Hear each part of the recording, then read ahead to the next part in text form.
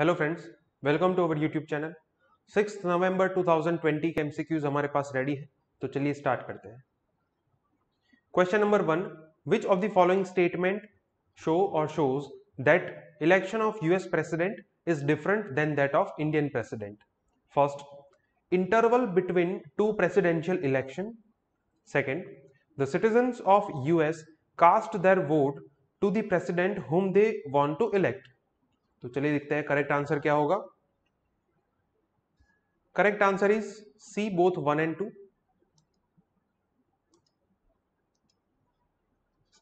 दोनों स्टेटमेंट जो है वो करेक्ट है। यूएस प्रेसिडेंट जो है उनका टेन्योर होता है 4 इयर्स का, और इंडियन प्रेसिडेंट का टेन्योर होता है 5 इयर्स का। तो मतलब दो इलेक्शन के बीच में टाइम गैप जो है वो दोनों के अंदर अलग अलग होगा। फर्स्ट जो है वो करेक्ट है। सेकेंड जो है वो भी करेक्ट है। वहां पे सिटीजन्स जो है जिनको प्रेसिडेंट बनाना है उनको डायरेक्टली उनका वोट देते हैं। हमारे यहाँ पे प्रेसिडेंट का इलेक्शन जो है उसके अंदर सिटीजन्स पार्टिसिपेट नहीं करते, तो इस वजह से ये भी करेक्ट होगा, ये भी डिफरेंस है। Answer is C, both 1 and 2। So जैसा कि हम सब जानते हैं कि यूएस के अंदर अभी ये बहुत बड़ा चैलेंज चल रहा है कि who will be the next president. Question number 2, which of the following statement is or are correct about national infrastructure pipeline? First, it aims to improvise India's drainage system by introducing world-class infrastructure. Second, it is crucial for achieving targets of Swachh Bharat mission. चलिए दिखते हैं correct answer क्या होगा। Correct answer is D, neither 1 nor 2। दोनों statement जो है वो incorrect है। नेशनल इंफ्रास्ट्रक्चर पाइपलाइन जो है वो 2019-20 के बजट में डिक्लेयर किया गया था। उसके अंदर इकोनॉमिक एंड सोशल इंफ्रास्ट्रक्चर को डेवलप करने की बात की गई थी।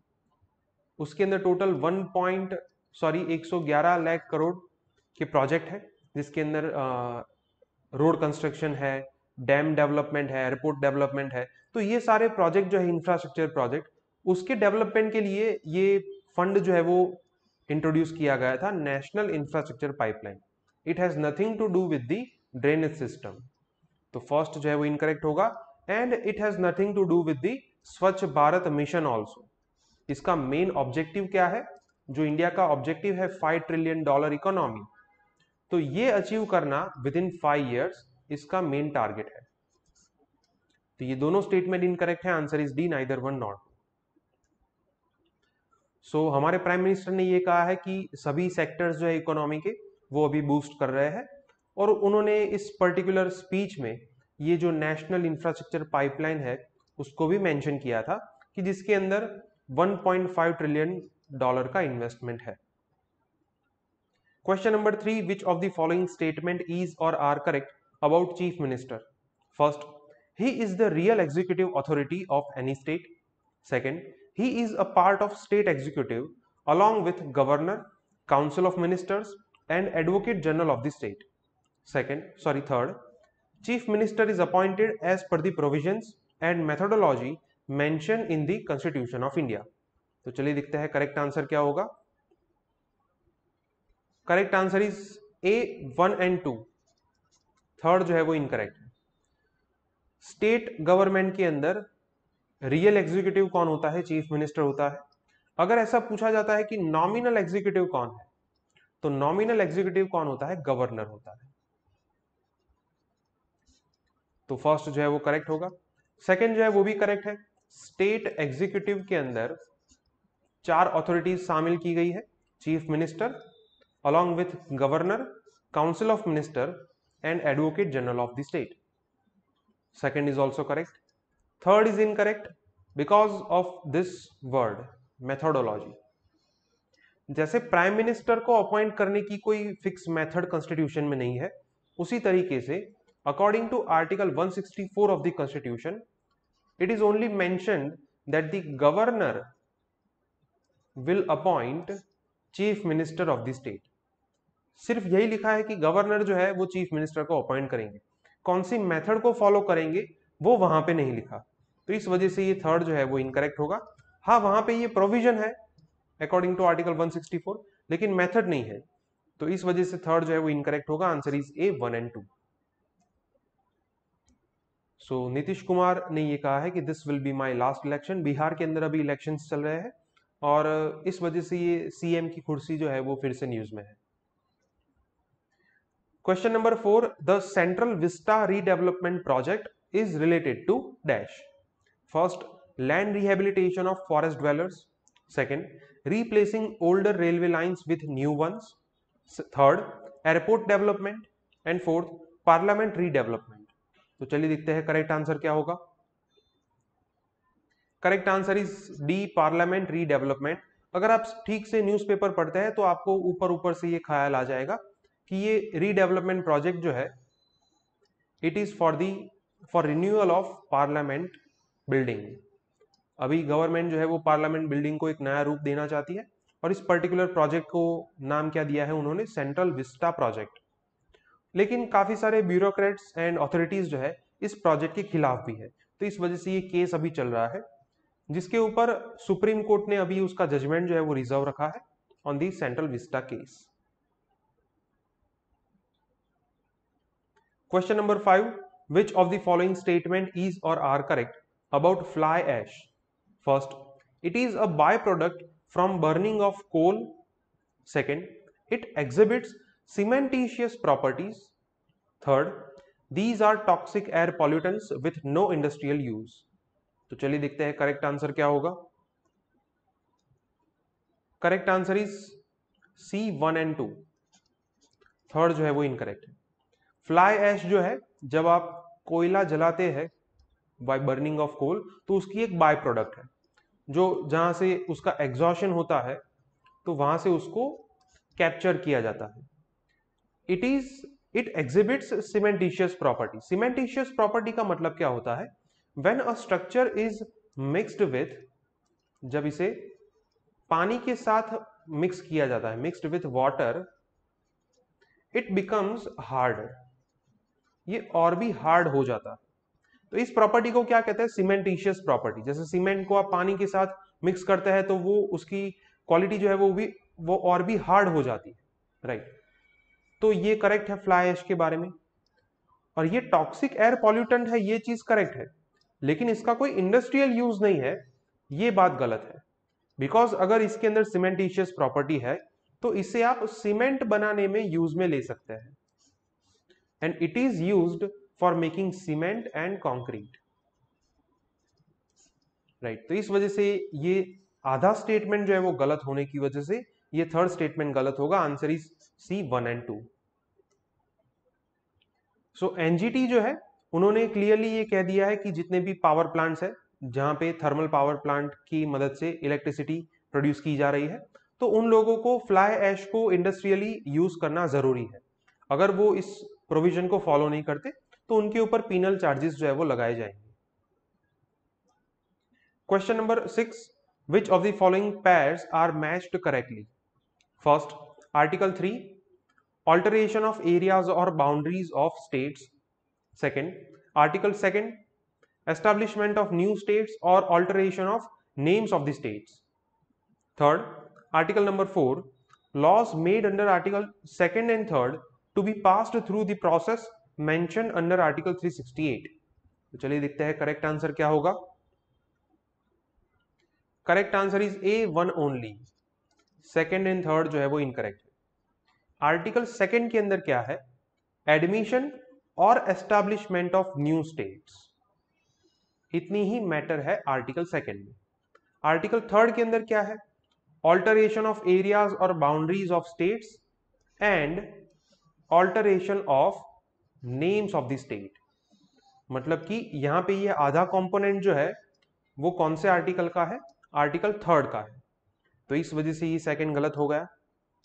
थर्ड जो है वो इसलिए गलत है बिकॉज आर्टिकल 4 के अंदर ये लिखा है कि आर्टिकल 2 एंड 3 के अंतर्गत कोई भी कानून बना है तो उसको आर्टिकल 368 मतलब कि कॉन्स्टिट्यूशनल अमेंडमेंट की प्रोसीजर फॉलो नहीं करनी होगी।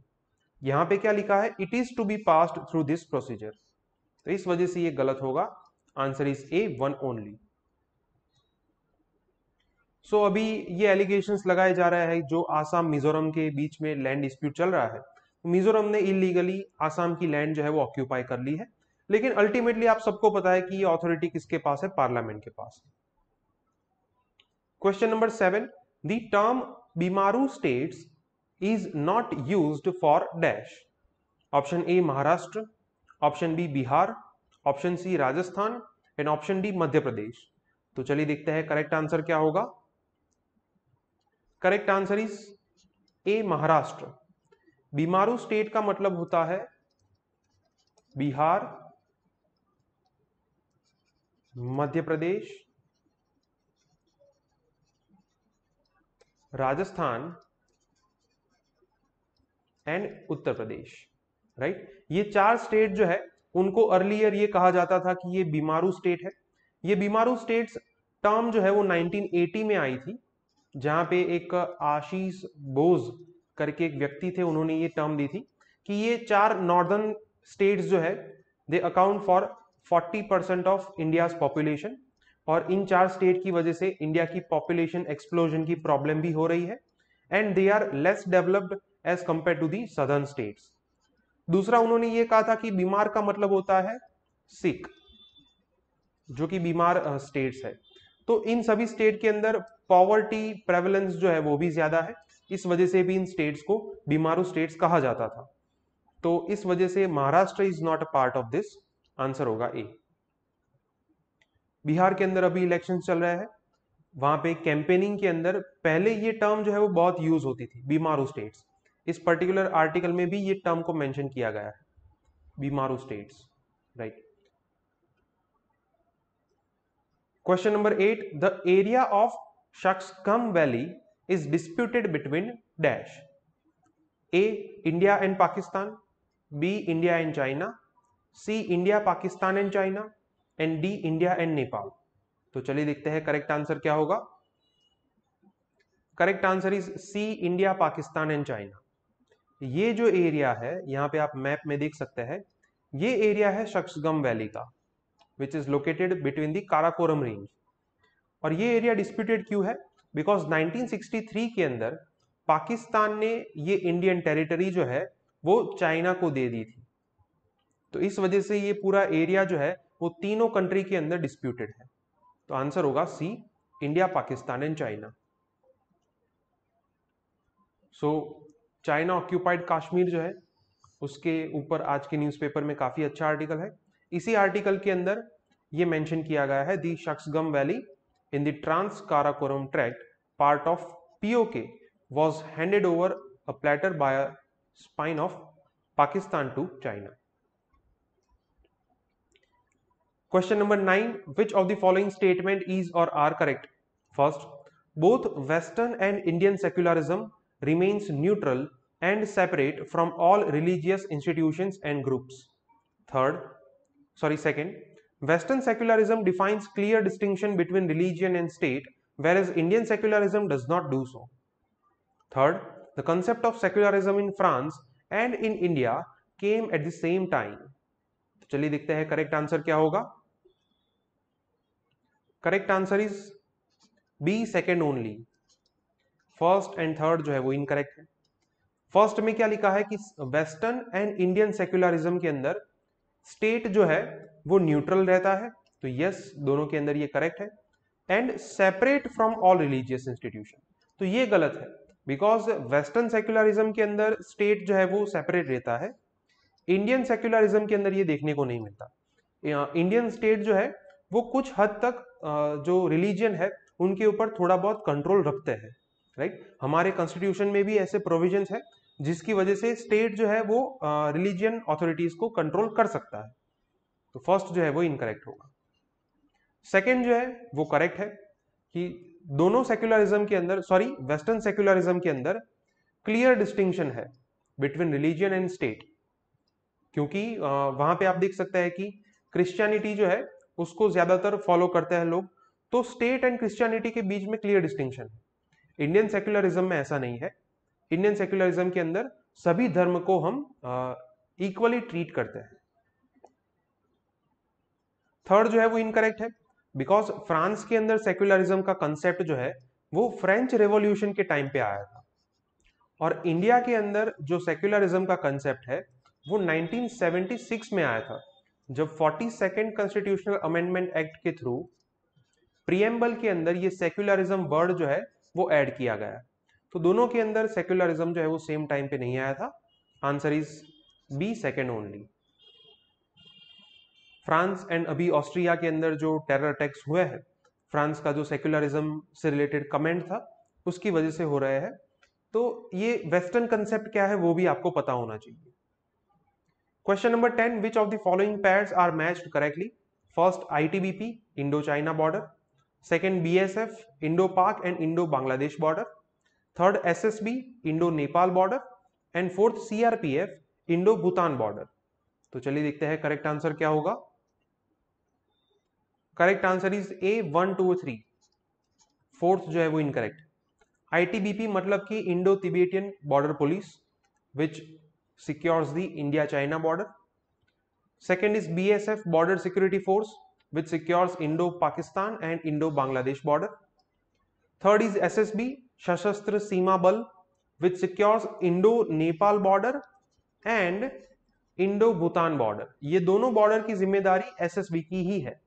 सीआरपीएफ के पास ऐसी कोई बॉर्डर की सिक्योरिटी की रिस्पॉन्सिबिलिटी नहीं। तो इस वजह से आंसर होगा ए 1, 2, 3। सो कैसे ये जो सेंट्रल आर्म्ड पुलिस फोर्सेस है उसका एक्सपर्टाइज हमें कोविड-19 पेंडेमिक में काम में आया है, तो इसके बारे में आज के न्यूज़पेपर में काफी अच्छा आर्टिकल। ओके फ्रेंड्स, तो आज के 10 एमसीक्यूज यहाँ पे कंप्लीट होते हैं। अगर आपको कोई डाउट है तो आप कमेंट सेक्शन में लिख सकते हैं। हमारी वीडियो आपको पसंद आए तो वीडियो को लाइक कीजिए और चैनल को सब्सक्राइब कीजिए। Thank you.